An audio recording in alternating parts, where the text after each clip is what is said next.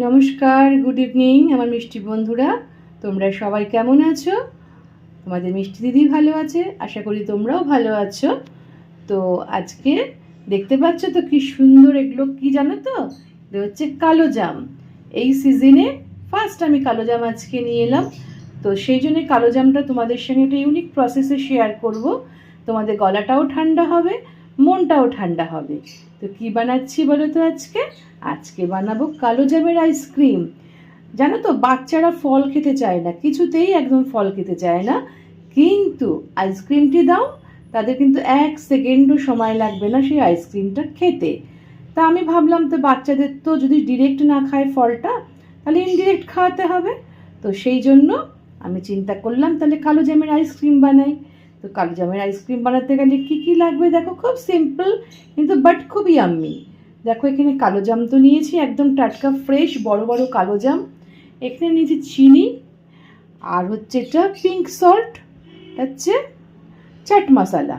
আর একটা জিনিস দেব, সেটা এখনও দোকানে রয়েছে, সেটা হচ্ছে জলজিরা।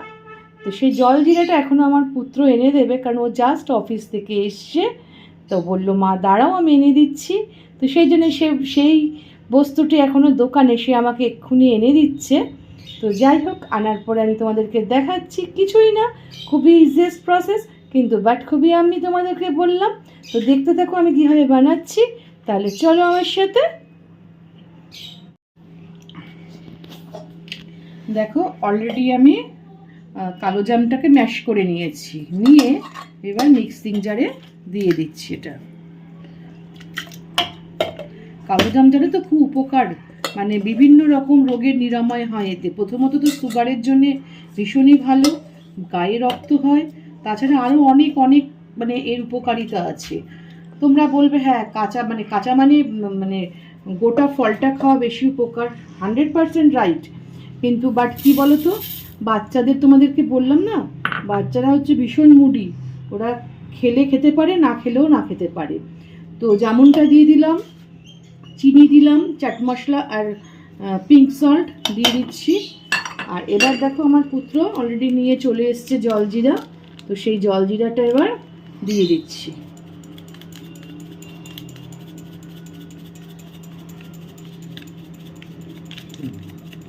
আমি 2 প্যাকেট দেবো, ওকে? দিয়ে এটা মিক্সিতে ঘুরিয়ে নিই। তারপর কি করছি দেখো।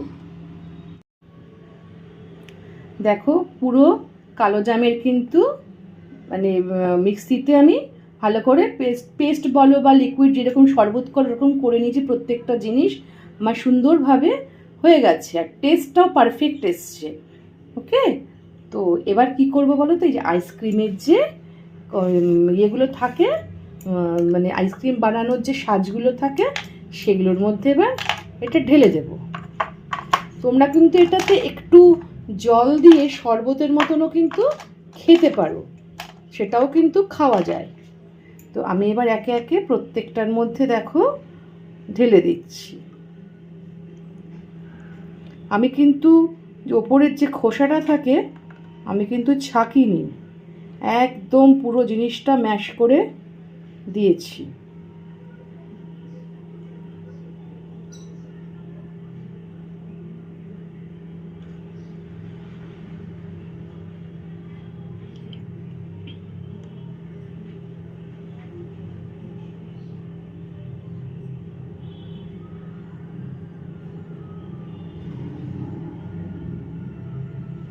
দুটো আমার কম পড়ছে, দেখছি কি করা যায়।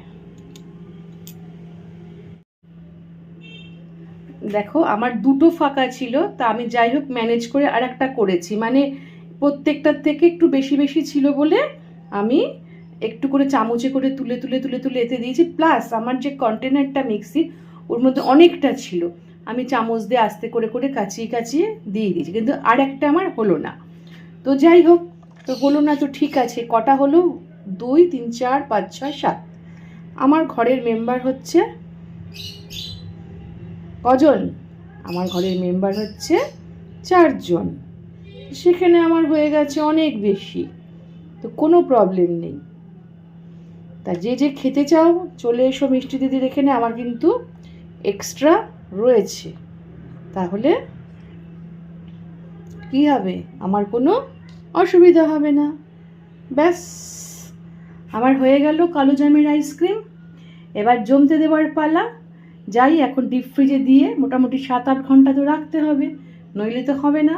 7-8 ঘন্টা বাদে তোমাদের কাছে আবার ফিরে আসবো আমি আইসক্রিমটা নিয়ে, একদম। ওকে, তাহলে এখন এখানে রাখছি তোমাদের থেকে।